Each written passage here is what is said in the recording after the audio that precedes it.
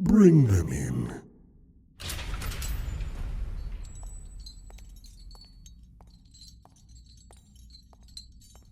So, this is my latest sacrifice, I can't say I'm impressed. Even among this many other humans I've been given, this one seems particularly pathetic. Although, there is something peculiar about this one. Their appearance isn't anything special, but the aura they give off. Leave us. Well, nothing you wish to say, human? I'm sure you're more than aware of your situation. You're the latest sacrifice for your people, all in a vain attempt to appease me. Though, I am curious what they were thinking when they chose you. You're clearly not the strongest. I doubt you're the smartest. It's obvious you're not the most appealing of the lot. So why you? Oh, wait. I think I understand. It's because you don't stand out in any way that you were chosen. To them, you're just mediocre. Another unimportant mouth to feed. That's not true. Ah, yes. Typical human denial. But I must say, I enjoy the fire in your eyes, even if it won't last long. But very well, I'll play along. Then tell me, do you believe you've been chosen as some kind of honor? As some kind of generous sacrifice that'd let you be hailed as a hero? Sorry, but that's not how it works. As far as your people are concerned, anyone sent here is sentenced to death. They'll never be seen or heard from again. And I will admit, that is rather accurate. All the sacrifices I've been given, I have put to use in some way. Some were able to entertain me for some time. Others I simply fed to my pets. But in the end, all of them met the same fate. However, I highly doubt you'll meet either of those standards. Frankly, it feels meaningless to kill you. Oh, you want to go home? Really? Home to what? To those friends who just so happen to remember you when it's important to them? To those siblings who rarely speak to you? Or maybe to those parents of yours who have done the bare minimum in raising you? Don't look so shocked. Understanding your past is as simple as reading a book. There isn't a single thing about you that shows you've ever had someone's love or favor. Not really, at least. Ah, now I understand what felt so off about you before. Unlike all the other humans I've met, your will to survive, your reason for living, you don't have one.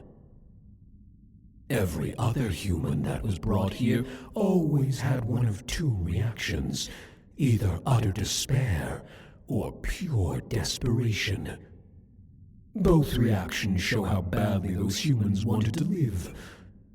But you've rarely reacted to anything since you got here. No tears, no begging.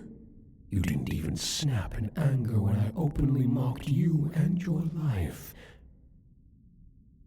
It's like I'm talking to a doll that's been told that they want to live, but they don't know why. Now, the question is, what do I do with such a broken doll? Making you into a servant hardly sounds appealing, and for whatever reason, I have no desire to see you dead. Just yet. Actually, I think I know exactly what I would do with you. Yes, that should work out nicely. Consider yourself lucky, human. As of today, you will be my pet. Come now, don't look so surprised. It's rare for a human to pique my interest this much. And I did say I have no desire to kill you just yet. So until I say otherwise or simply lose interest, you're mine. You should be honored. No other human has ever received such treatment from me. And since I'm in such a giving mood, you have my word that you won't be treated as any sort of animal or slave. What a wonderfully confused expression you have.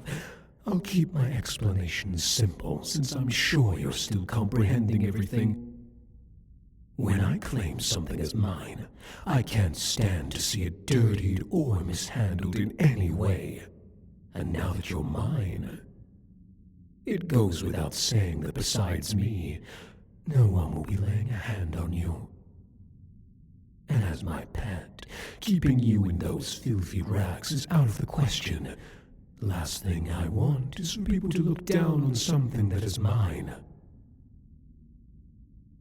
In other words, you'll be given proper clothes that you'll wear accordingly to my wishes without complaint.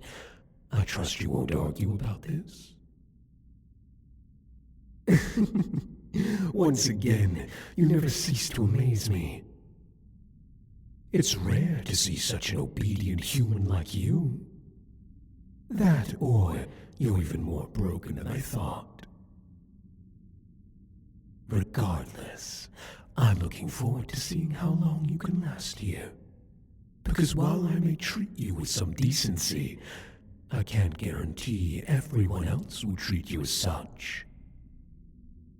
After all, to all the other demons I rule, you'll just be another human they can eat or tear to shreds. Do you think you can handle so much constant threat?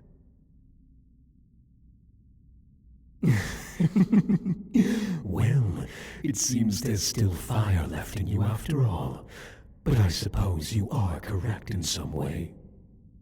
There's no way I'd ever let someone touch what is mine, so I suppose you have less to worry about in that sense.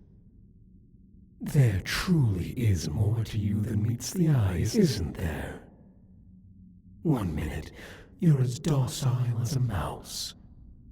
The next, you're as brave as the most brazen of humans. Now I'm really looking forward to seeing what else there is to learn about you, though I suppose I'll have to wait until then. I suppose all that's left is to show you to your room. And of course, it'll be right next to mine in case you're wondering. Oh, and don't worry about the chains. I'll remove them soon enough. At least once I find a collar that'll fit you nicely.